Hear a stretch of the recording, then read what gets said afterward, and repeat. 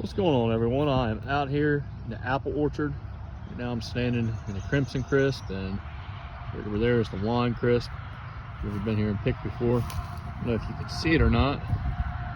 The Wine Crisp are budding out pretty good. They'll be opening blossoms here in maybe a week or two. Getting close.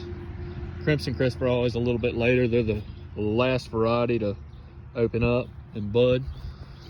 One thing I'm going to educate people on, I've heard a lot of people make the mistake. I've heard preachers use this analogy. They talk about apple seeds and planting trees from apple seeds. Now, when they make a new variety, that is how they do it. They take seeds and plant them.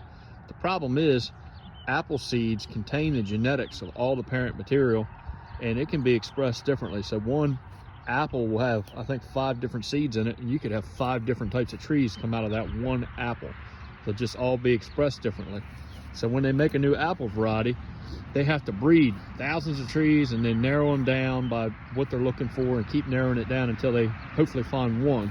So these Crimson Crisp apples had different parents that they bred together, different lines to make a certain type of apple that they wanted, and they just kept weeding through and pulling out the ones that they didn't want until they found one that they did. In order to plant more Crimson Crisp, so that customers, farmers can have them, they cannot save the seeds and plant them because it won't breed back true. It'll breed back something different. Kind of like if you grow squash, zucchini, pumpkins, all kinds of things together, cucumbers and whatnot, that are all cucurbits in the garden, that pollen will intermingle, and then the next year you'll get some wild funky gourd growing in the compost pile. That's why, because it was all the different parent material. But long story short, in order to get a tree that is what we want, that is like the one that they designed, basically the one that they bred, they graft them. So what they do is they'll take wood like this, young wood, this is 1-year-old shoot, and they will cut it off, harvest it, and they will plant a rootstock. The rootstock is a type of apple or peach or whatever different type of fruit that we're grafting on that has really good qualities for roots. Disease resistance. In apples, a lot of it has to do with the size controlling, what size tree it will end up being. So they'll take this little bud right here, cut it off, and then imagine if this were the rootstock, they would cut a little sliver off of the skin, the bark there, tape the bud on, tape it around and let it heal, and that's what grows in. So it's grafted. That's the graft union right there, where they grow together. All of our trees that are planted here at the farm are grafted onto a different rootstock. All the apples, the peaches that we just planted, the plums that we just planted, and the cherries that we just planted are all planted on a different rootstock.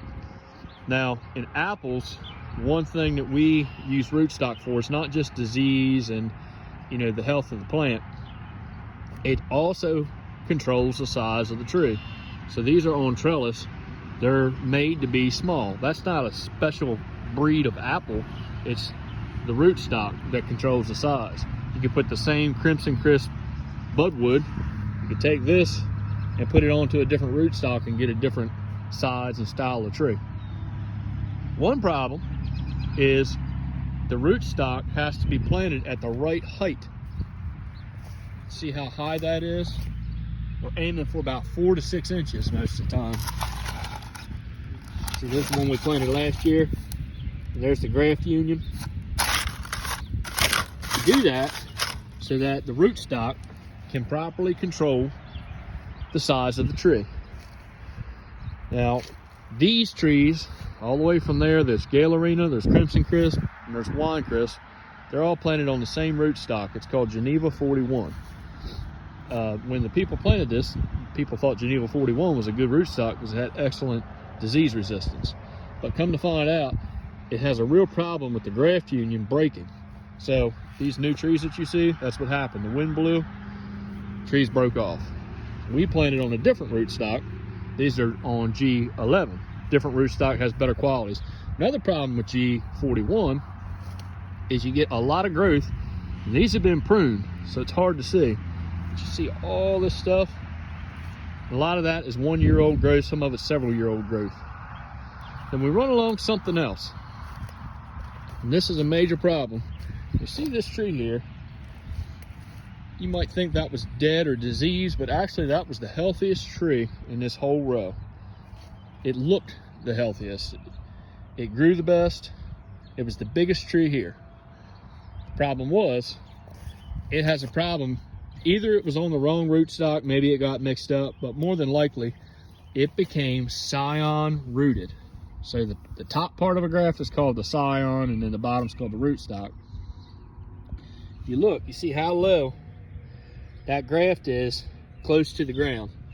So when you graft an overly vigorous rootstock like G41 and you get it too low, it becomes what they call scion rooted. And don't ask me how this all works, but basically the characteristics of this tree override the characteristics of that rootstock when it's really low to the ground. It will grow too vigorously. It'll look pretty, it'll look nice, but it will grow so fast and so hard that it won't put on any fruit. Now, if you had one tree planted out in the middle of all this, it would bear some fruit. But in this situation, it's not working. So I had to come through and cut them off because they were literally growing into these clips that were too big, and it was shading out all the neighboring trees and hurting everything. So the whole point I'm getting to with all this rambling is not really to educate you on apple trees, but rather the life lesson.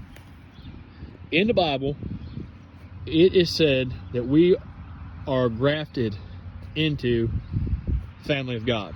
So Jews are God's chosen people. Gentiles like me are not in the family of God. The way that we are in the family of God is through Jesus. When we get saved, we are grafted into the kingdom. So basically, I can't be planted. I cannot be good enough. I cannot be righteous enough to be saved on my own.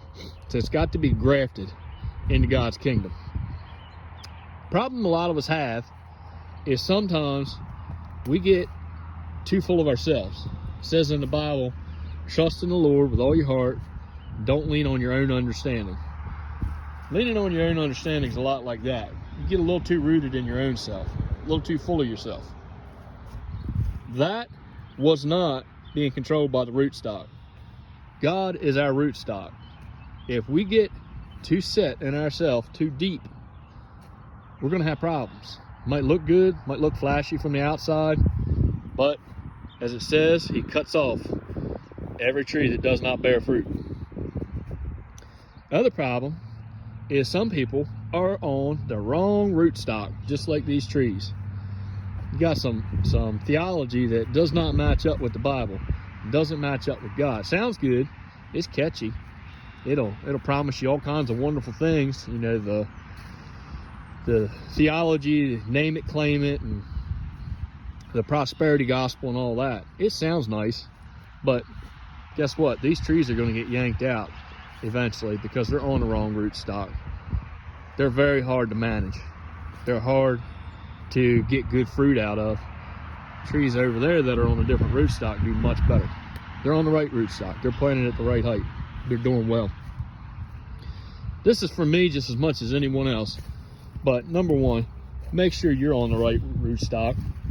Don't go listening to just anything. Back it up with the Bible. There's a lot of people out there that what they think is the gospel, not the Bible. And that's a shortcut in line in hell, basically. Also, don't lean on your own understanding.